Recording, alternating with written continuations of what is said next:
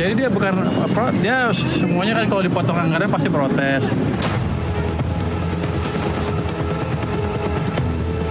Pastikan aja penyerapan anggarannya bagus, tepat waktu dan nggak ada yang bocor.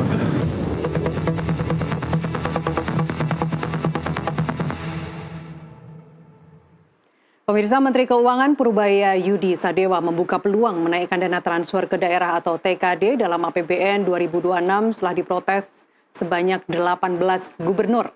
Sebelumnya 18 gubernur menuntut Kementerian Keuangan membatalkan pemangkasan TKD sebesar 20 hingga 60% ke daerah. Sebagian besar gubernur itu menilai pengurangan transfer berdampak langsung terhadap kemampuan daerahnya membiayai pembangunan dan menggaji ASN. Dan untuk membahasnya, pemirsa sudah bersama saya, pakar otonomi daerah sekaligus guru besar IPDN, Profesor Jo Hermansyah Johan. Prof. Jo, selamat malam. Terima kasih sudah bergabung di NTV Prime. Ya, sama-sama malam juga Mbak Nasya. Iya, semoga mahasiswa Anda malam ini turut menyaksikan diskusi kita, Prof.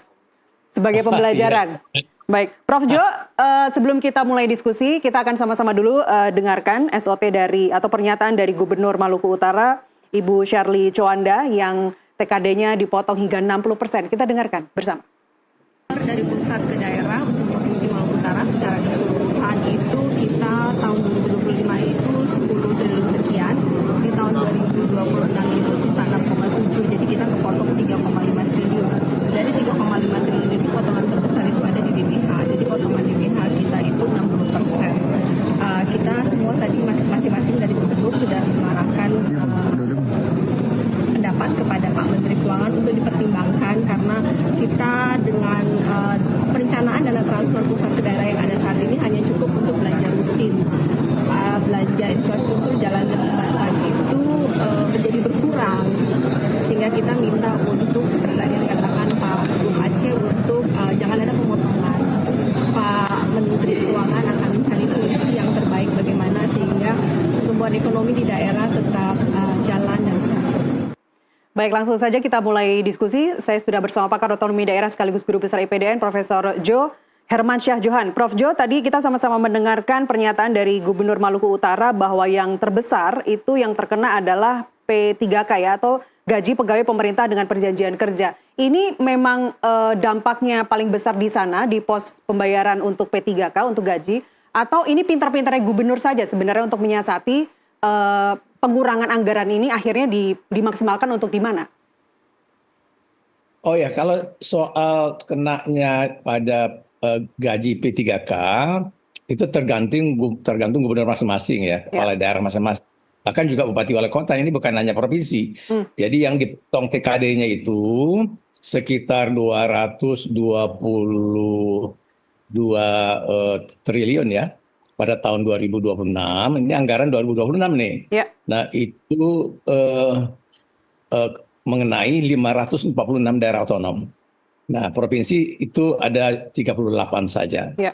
Nah kalau dikaitkan pada kasus Maluku Utara itu dari uang transfer ke daerah, yaitu ada uang yang bentuknya dana alokasi umum, ada bentuknya dana bagi hasil, ada bentuknya DAK ya, dana alokasi khusus.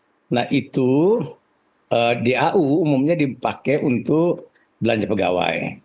Nah belanja pegawai ini setelah dibagi kepada pegawai hitungan 1 tahun 2026 itu nampaknya yang dibayar hanya ASN, sementara P3K nggak cukup duitnya. Ya, yang dari dana transfer pusat ke Maluku Utara. Itu kasus Maluku Utara. Ya. Ada kasus Sumatera Barat juga yang saya dengar. Gubernur Sumatera Barat minta dua-duanya, gaji ASN dan gaji P3K itu dibayar saja dari pusat. Ya, jadi jangan nggak kuat kami APBD kami untuk bayar gaji pegawai dan P3K.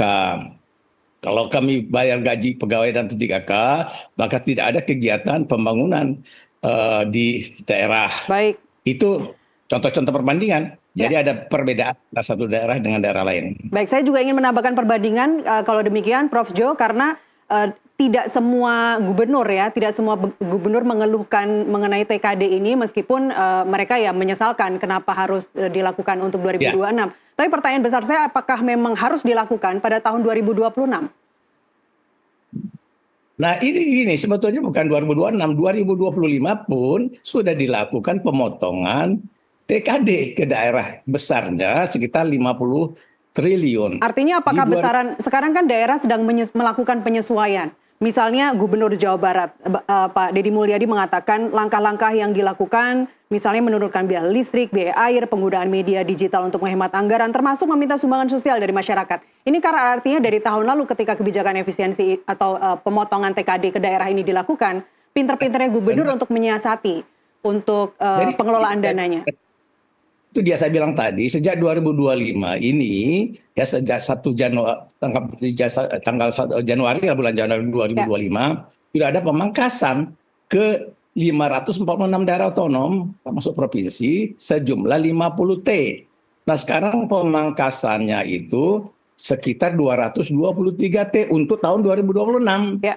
Jadi mereka kalau dibanding yang 50 T tahun 2025, ke 2026 yang sekitar 223 T pemangkasannya, maka itu sekitar 4 kali lipat kesulitan. Jadi yang sekarang saja gubernur sudah panik, ya kan? Contohnya di Jawa Barat itu lakukan efisiensi, ya itu bagus, karena supaya daerah jangan boros. Nah, tapi yang juga agak sedikit aneh itu ketika dia minta uang ke rakyat, Rp1.000 kurang, itu ya kan? Tapi kalau rakyatnya mau gimana, Prof? Ya, kalau rakyatnya mau nggak masalah dong. Ya tapi kan ini mengurus negara, mengurus daerah, mengurus daerah itu harus uang dari negara dong. Kemana aja uang negara itu kalau begitu? Ya. Nah, jadi apakah hanya dipakai oleh orang pusat saja, sementara uang untuk daerah dipotong. Padahal uang pusat itu juga berasal dari uang daerah, dari hasil sumber daya alam daerah, dari hasil pajak-pajak orang yang tinggal di provinsi dan kabupaten kota. Nah, kok dia dibagi secara tidak adil? Dan itu pelanggaran Undang-Undang Dasar 1945, Mbak Nat. Ya, saya kasih tahu ya, pasal 18A ayat 2 Undang-Undang Dasar 1945 menyatakan bahwa hubungan keuangan antara pemerintah pusat dan pemerintah daerah dilakukan secara adil dan selaras. Ya, nah ini tidak adil dan tidak selaras apa yang dikerjakan oleh pemerintah pusat kita ini. Ya, baik. Lantas apa dampak pemotongan TKD ini, Prof, terhadap kemampuan daerah dalam menjalankan fungsi pelayanan publik, kemudian juga membiayai infrastruktur dasar? Ya, jadi tadi belanja pegawai saja sudah ngos-ngosan daerah itu, ya untuk bayar supaya pegawai itu bisa masuk kantor. Nah, lalu kalau yang untuk belanja yang sifatnya belanja pelayanan publik, misalnya begini, belanja modal ya untuk perbaikan jalan, perbaikan jembatan, untuk kepentingan beli obat di rumah sakit, puskesmas, ya, dan lain-lain pelayanan publik, pendidikan, ya.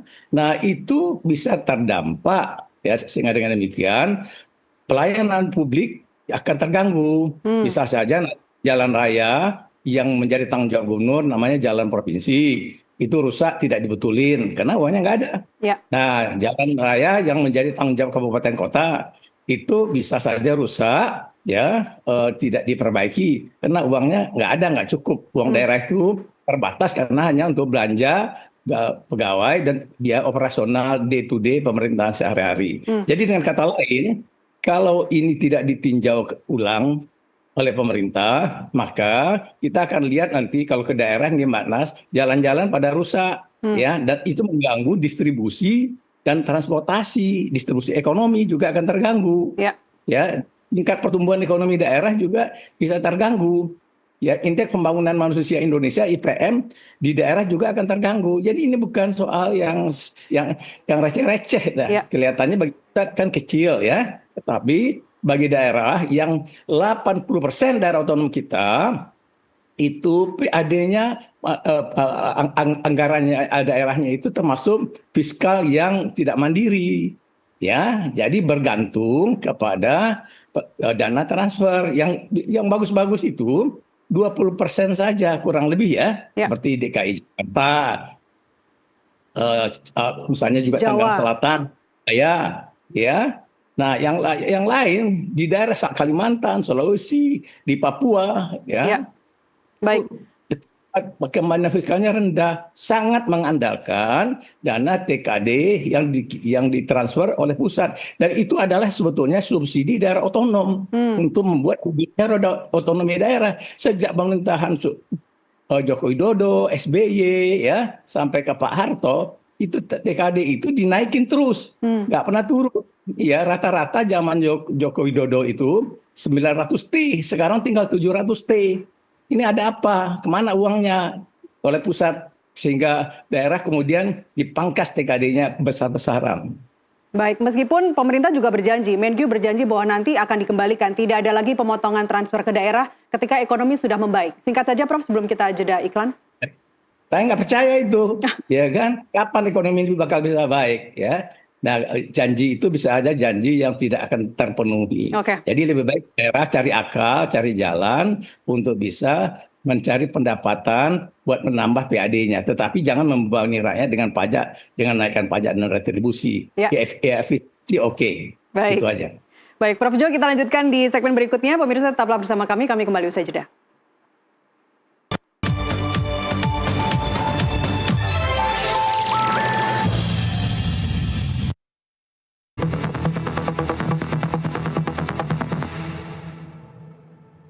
Ya pemirsa, kita lanjutkan dialog. Saya masih bersama pakar otonomi daerah sekaligus guru besar IPDN Profesor Jo Hermansyah Johan.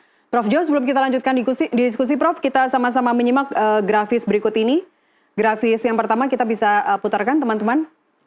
Terkait dengan besaran pemerintah yang memangkas alokasi anggaran transfer ke daerah tahun 2025 sebesar 864, kemudian dinaikkan menjadi 693 triliun, dana transfer ke daerah atau TKD ini turun hingga 155 triliun jika dibandingkan dengan alokasi 2025. Kemudian grafis berikutnya, sebelumnya pemerintah bersama Banggar DPR menyepakati kenaikan anggaran transfer ke daerah atau TKD pada 2026 dari 650 triliun menjadi 693 triliun. Alokasi belanja negara dalam RAPBN 2026 juga membengkak 50 km, pertahanan semesta, serta akselerasi investasi dan perdagangan global. Itu tadi fokus APBN 2026 dengan 8 agenda prioritas. Prof Jo, jika Anda lihat postur APBN-nya sendiri seperti apa, Prof? Ya, kalau saya lihat itu berat di pusat ya, untuk kepentingan membiayai program pemerintah pusat.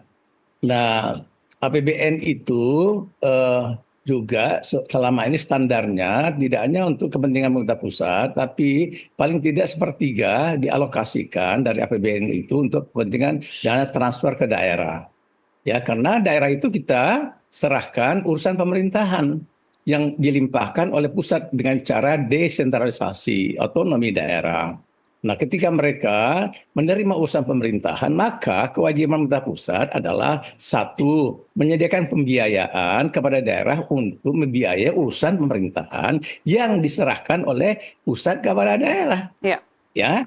Nah, kemudian kalau dilihat jumlahnya APBN itu kan berkurang terus itu. Rata-rata lah tadi terakhir itu 25 hampir mencapai 900 T, tapi kemudian dipangkas menjadi kurang 50 T. Nah, di 2026 hanya tinggal kurang sedikit dari 700 T. Nah, itu berarti penurunan yang cukup serius bagi daerah, terutama sekitar 200 T itu bagi daerah-daerah, terutama yang daerah pendapatan asli daerahnya rendah atau kita sebut dengan istilah tidak mandiri fiskal, yang jumlahnya sekitar 80% dari 546 daerah otonom. Nah, lalu bagaimana mereka menjalankan urusan pemerintahan kalau dananya nggak ada? Jadi pegawai cuma datang ke kantor, kemudian absen, lalu gaji dan tidak ada kerja karena tidak ada ongkos untuk membiayai urusan pemerintahan yang diserahkan kepada dia, urusan pendidikan, urusan kesehatan, urusan infrastruktur, ya, tenaga kerja, perindustrian, perdagangan, 32 urusan pemerintahan. Tidak main-main, yang diserahkan itu banyak sekali. Terus uangnya nggak ada. Apa resiko jangka panjangnya, Prof, terkait dengan otonomi daerah ketika TKD terus-terusan dipotong di masa depan? Sebentar, saya terputus tadi. Jadi uangnya kemana? Yang ditarik oleh pusat itu tadi kan dipakai untuk alokasi program prioritas presiden kan. Nah itu, jadi apakah program prioritas itu menjadi prioritasnya gubernur juga atau wali kota juga?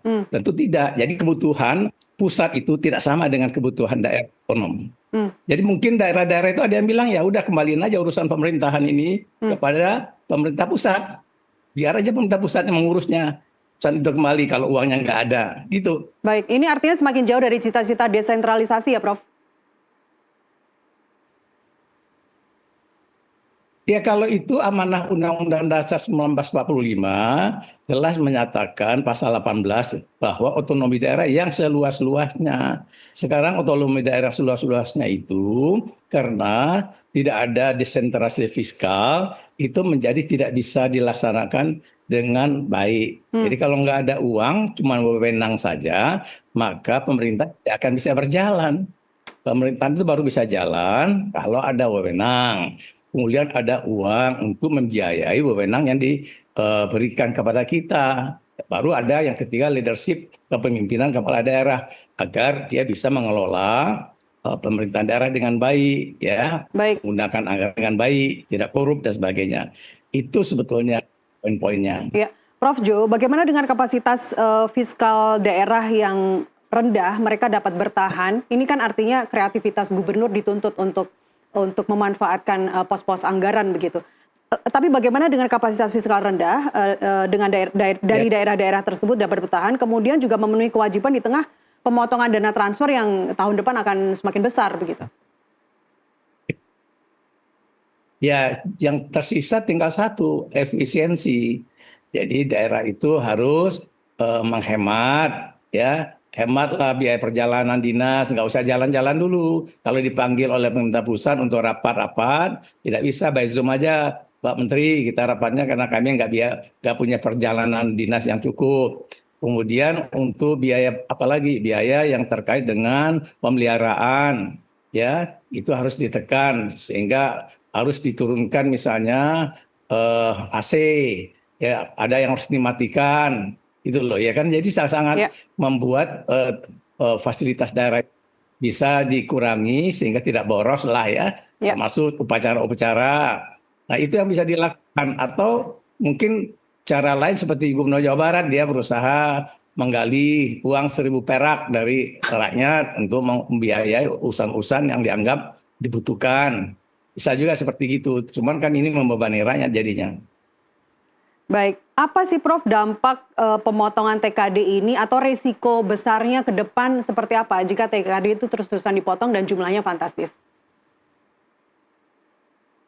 Nah ini ketidakadilan pusat kepada daerah dan bisa mengganggu lebih jauh, tidak hanya perekonomian daerah akan turun, indeks pembangunan manusia juga akan merosot di daerah-daerah dan juga ketidakstabilan hubungan pusat dan daerah. Jadi bagi daerah-daerah yang merasa diperlakukan tidak adil, itu bisa menimbulkan benih yang tidak baik dalam relasi pusat dan daerah kita. Baik, apa alternatif atau solusi atau strategi yang dapat ditawarkan Prof untuk saat ini? Nah kalau saat ini saya menyarankan pemerintah pusat, jangan gegabah untuk memangkas terlalu dalam, terlalu banyak. Jadi bertahap dululah, ya kan? Katakan yang kemarin 50T, lihat evaluasi. Sudah dievaluasi belum tuh yang 50T tahun 2025, kan tahun ini belum habis. Nah itu apakah daerah ngos-ngosan, gelagapan, dan itu sudah bisa kita lihat buktinya di Pati, Bupati-Pati kena uangnya dipotong, lalu kemudian menaikkan PBB ratusan %, terjadi gelombang protes yang luas, bahkan meminta bupati dimakzulkan kan. Nah jadi itu yang penting kita lakukan dahulu, kemudian baru sesudah itu dibuat kebijakan apakah tetap akan dipangkas, tapi memangkasnya lebih rendah dari yang 50T. Ini yang terjadi evaluasi, yang 50T belum selesai, kemudian dipangkas lagi sekitar 200-an T. Nah ini saya kira yang gegabahnya pemerintah pusat itu. Tidak membuat keputusan TKD berdasarkan evaluasi kebijakan, pemangkasan yang 50T pada tahun 2025. Baik. apapun kebijakan yang diambil oleh pemerintah pusat itu kan nanti sifatnya mandatori, daerah mau nggak mau harus melakukan. Pertanyaan besarnya adalah kemudian bagaimana langkah-langkah yang harus diambil agar tidak merugikan pembangunan nasional. Ya, jadi ini sebetulnya pemerintah pusat itu dibutuhkan juga langkah-langkah tindakan untuk memberi pembinaan dan pendidikan kepada daerah dulu terkait soal tata kelola keuangan daerah, ya, diberi pembinaan, pendidikan sehingga mereka bisa mengelola penggunaan anggaran dengan disiplin, ya, tidak boros. Yang kedua, diajarkan bagaimana cara meningkatkan pendapatan asli daerah melalui cara-cara yang kreatif, ya. Nah, kemudian juga pemerintah pusat memberikan sosialisasi yang baik, tidak kemudian diprotes oleh gubernur. Dan sepanjang pengetahuan saya selama masa pemerintahan yang ada di era reformasi, baru sekali ini gubernur menggeruduk kantor Menteri Keuangan. Meskipun hanya 18 ya, Prof? Ya, 18 itu kan yang langsung gubernurnya, tapi juga hadir wakil gubernur, ya. Nah, jadi 38 daerah katanya muncul di situ, walaupun yang gubernur sendiri yang datang soapnya itu yang 18-nya. Baik, Prof Jo terakhir, ini artinya kesenjangan fiskal, pembangunan antar daerah akan semakin besar begitu. Lantas apa yang Anda lihat ke depan jika ini dibiarkan, 2026 kebijakan ini tetap dilaksanakan? Ya, kalau ini tetap dilaksanakan, saya tetap menyarankan kepada pemerintah pusat, triwulan pertama itu dievaluasi lah, ya, paling tidak, ya, atau ya triwulan pertama atau 1 semester pertama dievaluasi. Nah, kalau kemudian memang nanti daerah banyak yang kolaps, banyak yang tidak bisa memberikan pelayanan publik lagi, terhenti roda pemerintahan daerah, maka di triwulan kedua itu harus dilakukan perubahan kebijakan dengan cara memberi tambahan dana TKD ke daerah yang terutama yang sangat membutuhkan operasi pemerintahnya bisa dilaksanakan. Baik, kita akan ngobrol lagi nanti setelah 2026 kebijakan ini diterapkan. Mudah-mudahan tidak jadi diterapkan, Prof Jo. Dan semoga Pak Menkyu malam ini melihat diskusi kita. Terima kasih Prof Jo Hermansyah Johan, pakar otonomi daerah dan guru besar IPDN. Terima kasih sudah berbagi insight di NTV Prime. Sehat selalu, Prof. Pemirsa, dialog tadi sekaligus mengakhiri NTV Prime hari ini. Mewakili rekan Muhammad Irsal, saya Nasiti Lestari mengucapkan terima kasih atas kebersamaan Anda di NTV Prime. Sampai jumpa.